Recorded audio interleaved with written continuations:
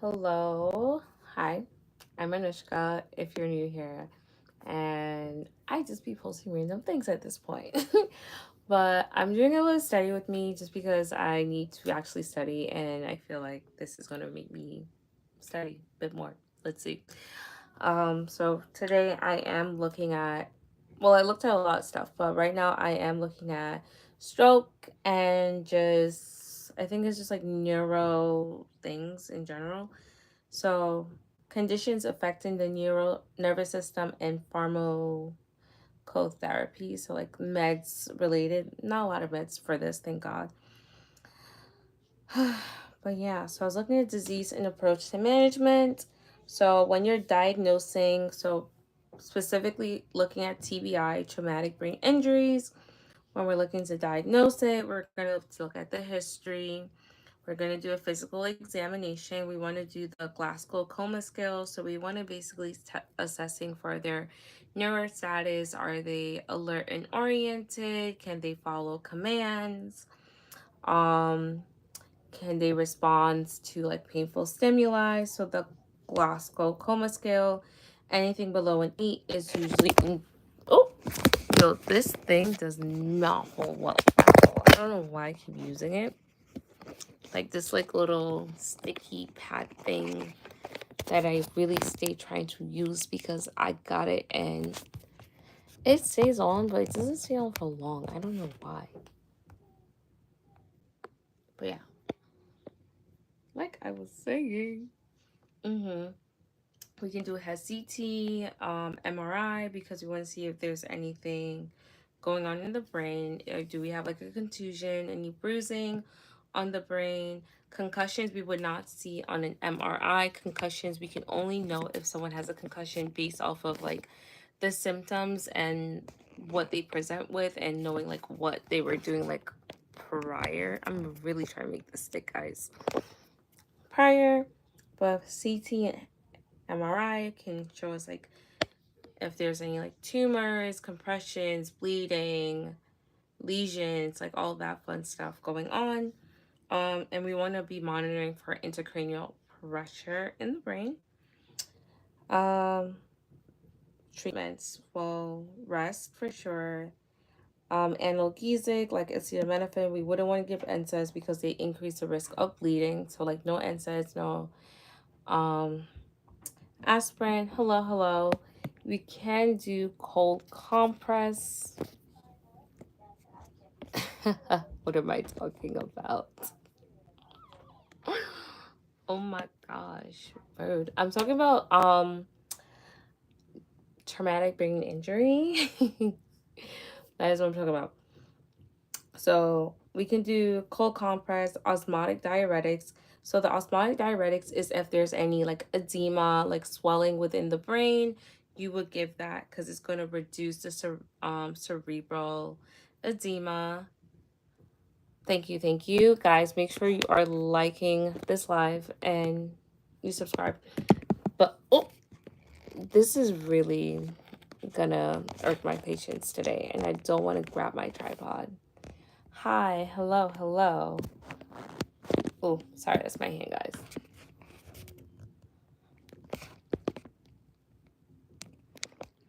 Yeah. Not redacted. Like, okay, I might have to hold this in my hand. Hello. Hi, hit the note from Wicked. Are you crazy? Hi, make sure you guys are liking the live and you are subscribing. But yeah, so we can give anti-seizure meds. Anti-seizure meds usually is also done as a preventative thing because we don't want them to have a seizure, not because they have seizures, but we can do surgery if surgery is needed, rehabilitation, yeah, all that fun stuff. Yeah, thank you. Like, okay, now we're gonna look at increased intracranial pressure and herniation. This is what they're making me learn, guys, as a nursing student. Like, it's a lot. I'm tired. Hi, Maya. Okay, so increase intracranial pressure. So what's my in my skull? So within the skull, we have cerebral spinal fluid. You have blood, and you have brain tissue.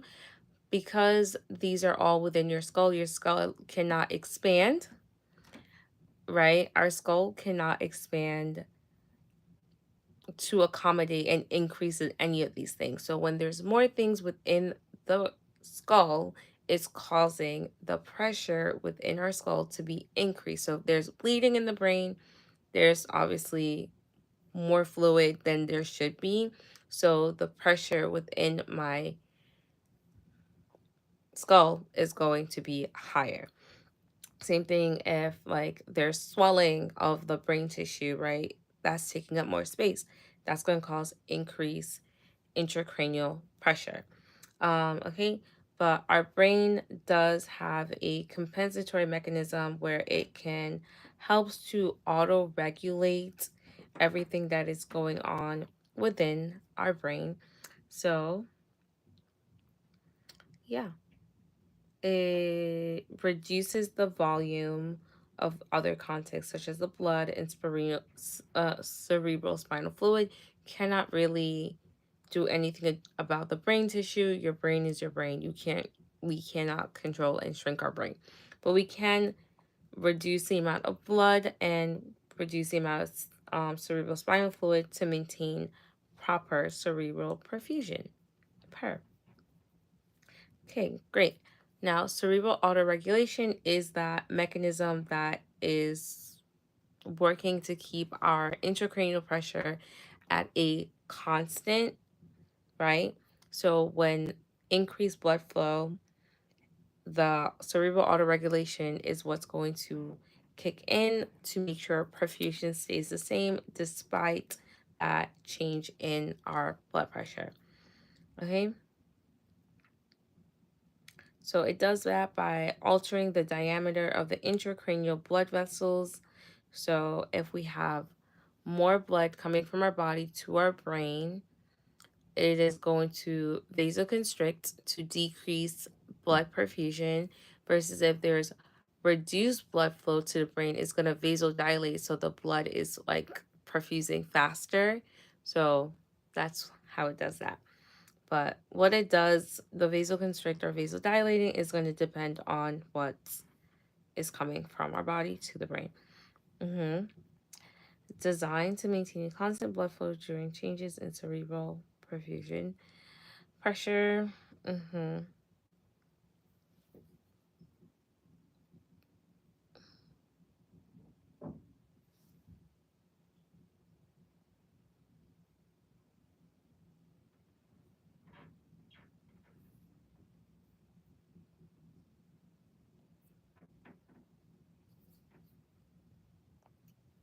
Like, we don't tolerate that around here.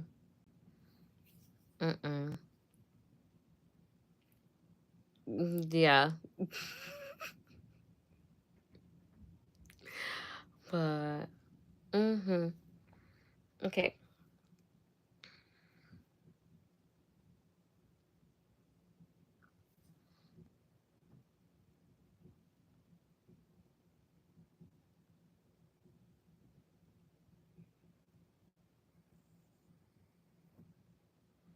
Oh, there are fun features out here.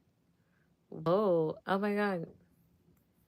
Wow. This is so cool. I did not know I could do this. Like, this is where I want to be, guys. I wish I was still here. Like, this is where I was for my vacation, for my spring break. Like literally up to yesterday.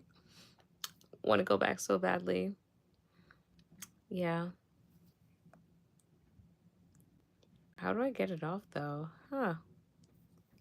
That's crazy. Oh my lord. This is gonna be such a good thing like, yeah, I'm gonna be using that again for something else.